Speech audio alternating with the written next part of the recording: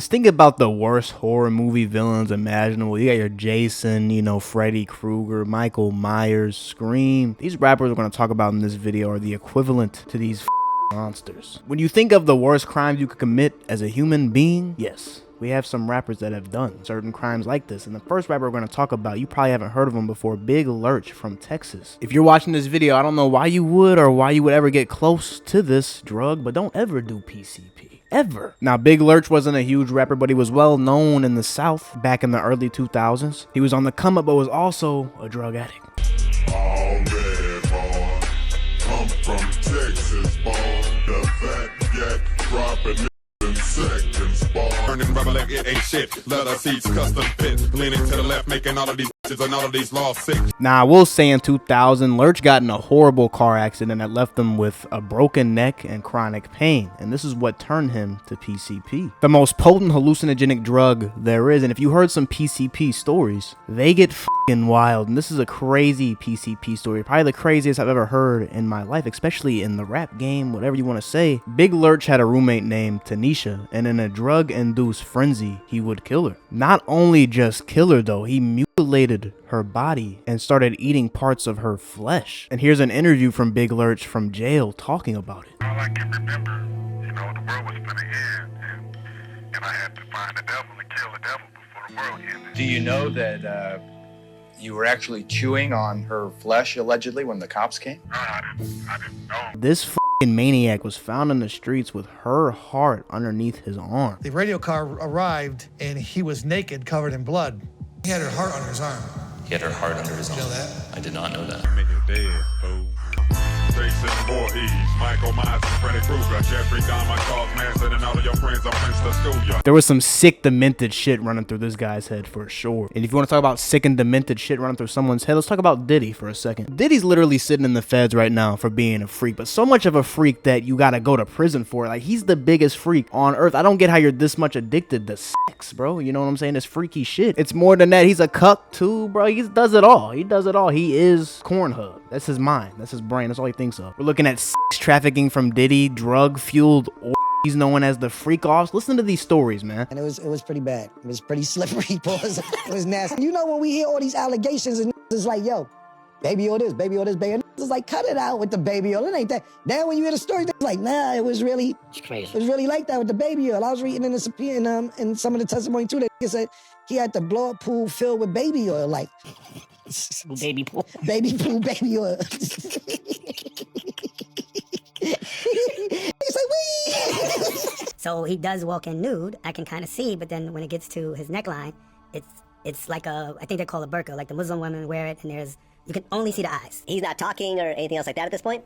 Not at this point. He just comes in. I notice in his hands a purple top, so I use Astroglide so I can kind of make out he had Astroglide. He would get up and kind of walk side to side and pace side to side, which to tell he was trying to get better visual angles. He would start giving very subtle directions, but it was just more or less on viewing. Like, the room was candlelit, so he would at times get her attention and tell her, hey, move the candle to the left, move the candle to the right, turn your body this way. This went on about 20-25 minutes.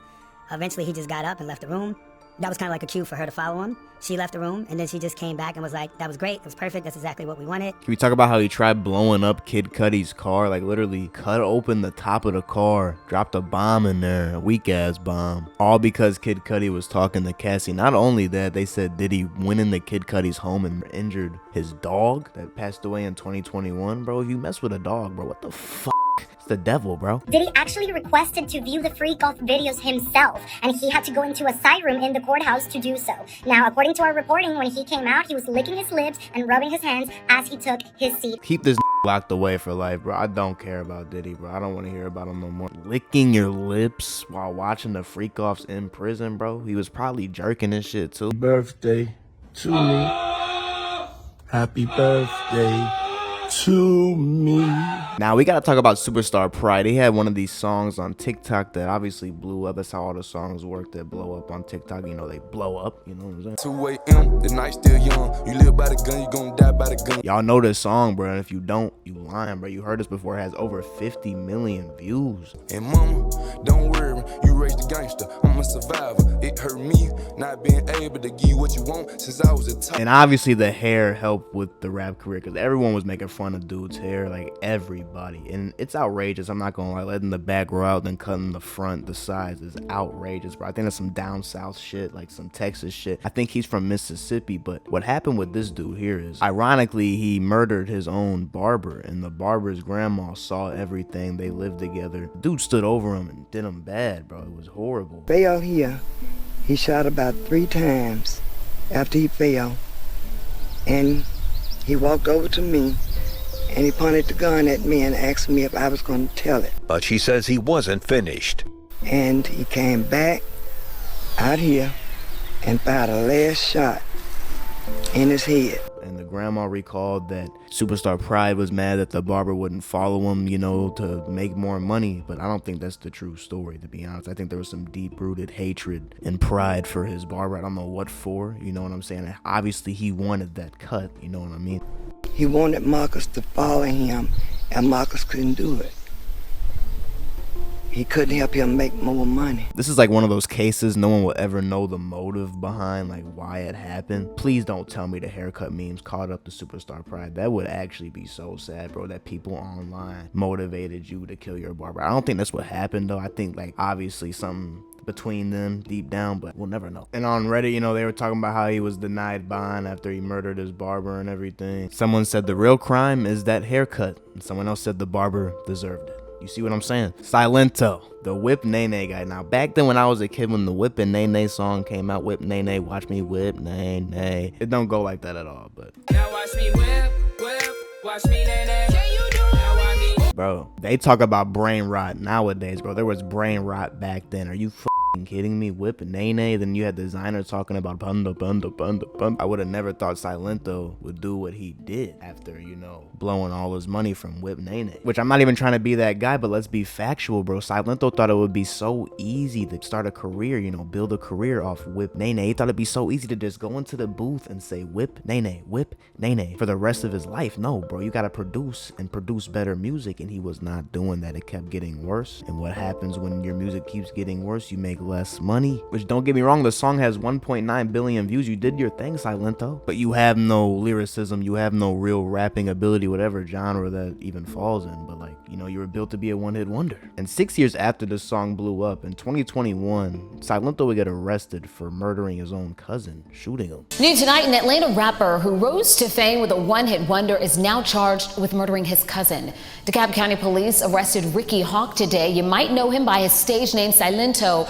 He's accused of shooting his cousin to death last month. Which very recently he went through his trial and everything. They gave him 30 years for this murder. Damn near a life sentence. He was even arrested before this incident for entering a random couple's home with a hatchet looking for his girlfriend. This was a year before killing his cousin. And they were talking about it on Reddit, you know, him getting 30 years for the 2021 murder of his cousin. Best reply I saw is living up to his name, because we're not gonna hear from him for a minute. Silento.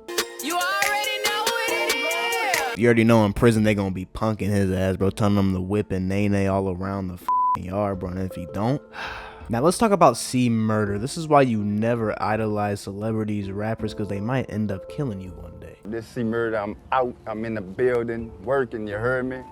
Guess what? You in New Orleans right now. Y'all know how we coming down young. Cause money brings problems and dope brings killing. And where I'm from, every young nigga willing. It's like a jungle sometimes. It makes me wonder how I keep from going up. How I keep from going up. Fuck them other niggas, I ride for my niggas, I die for my niggas. Fuck them other niggas, make them bleed is the motto that I live by. If you fuck with me, it's a must you die. C Murder was hot in the South, roll with Master P and them. He's actually Master P's biological brother. Now, there was a 16-year-old, a fan of C Murder. His name was Steve Thomas. Story is, you know, there's always two sides to every story, but what I heard is he ran up on C Murder, you know, invaded his personal space. Fight broke out, shots let off. A witness had said that C Murder was the one that shot Steve Thomas, who died. Man, I'm glad y'all come down here. Y'all know I'm in JPCC. They got me on a second-degree murder charge. But at the same time, my spirit's up, my people behind me, you heard me? But then the witness pulled back what they said and said it wasn't C Murder, which just easily could have been a tactic from the police so that C Murder or his crew, whatever, you know what I'm saying, didn't retaliate and kill the witness, you know what I mean? There's even allegedly a video of C Murder shooting up a club, and it's terminated off YouTube. YouTube even terminated the account. I tried finding it, but maybe it's not true. I don't know. If you ask me if this guy has other bodies than Steve Thomas, we're just gonna say he allegedly killed the 16-year-old Steve Thomas because the witness pulled back the statement. So even if he isn't the cause for Steve Thomas's death, yes, I think he has other bodies for sure.